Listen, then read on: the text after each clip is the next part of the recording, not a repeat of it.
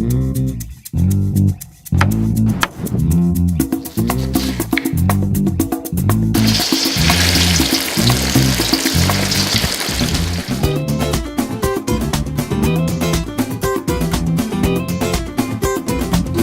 cooking, Mama Lou?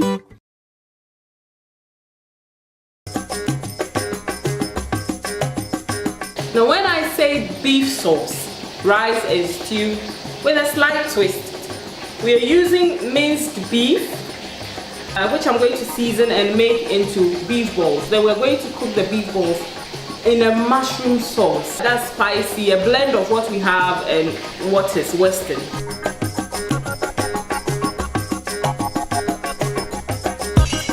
This is 1 large grated red onion. We are using some all-purpose seasoning. I have adobo over here. It's got salt in it, so I'm not going to add any extra salt to my beef. Then some ground black pepper. I use quite a bit of it.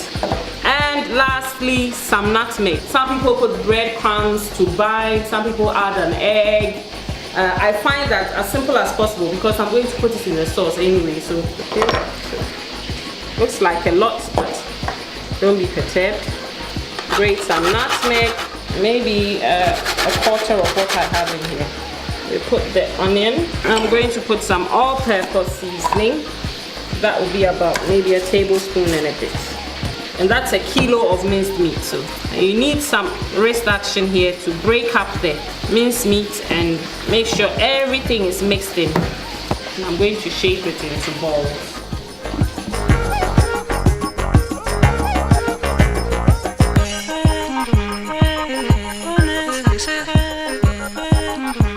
Not too sure how these are grown.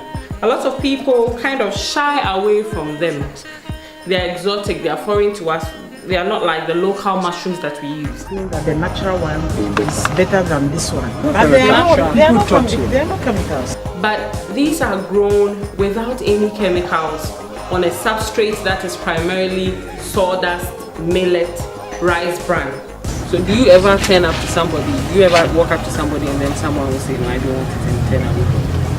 And the people who doesn't know how to, you know, a lot of, some people doesn't, they say they don't know how to eat. And they don't want to try it. And they don't want to try it. Typically, mushrooms are about 70 to 80% water. And it's very healthy. And there is no cholesterol in mushroom. You know, it is tasty. Yes, very nice.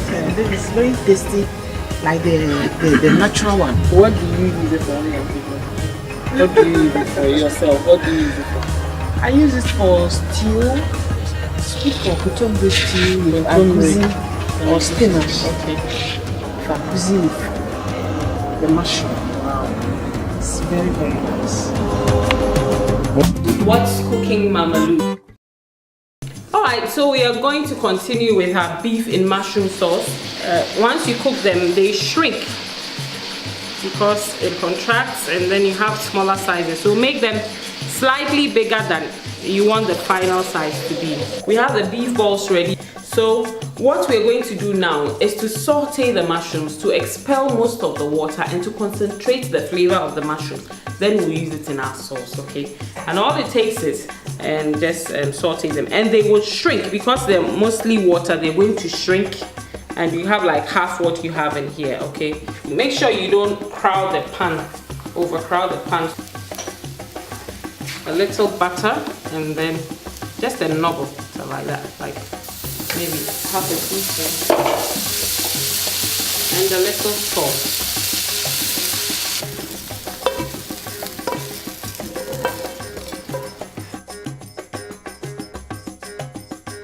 And then half of the onions.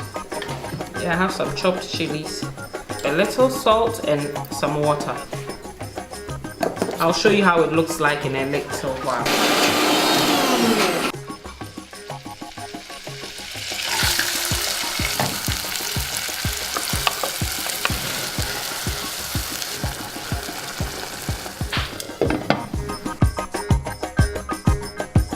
These are oyster mushrooms.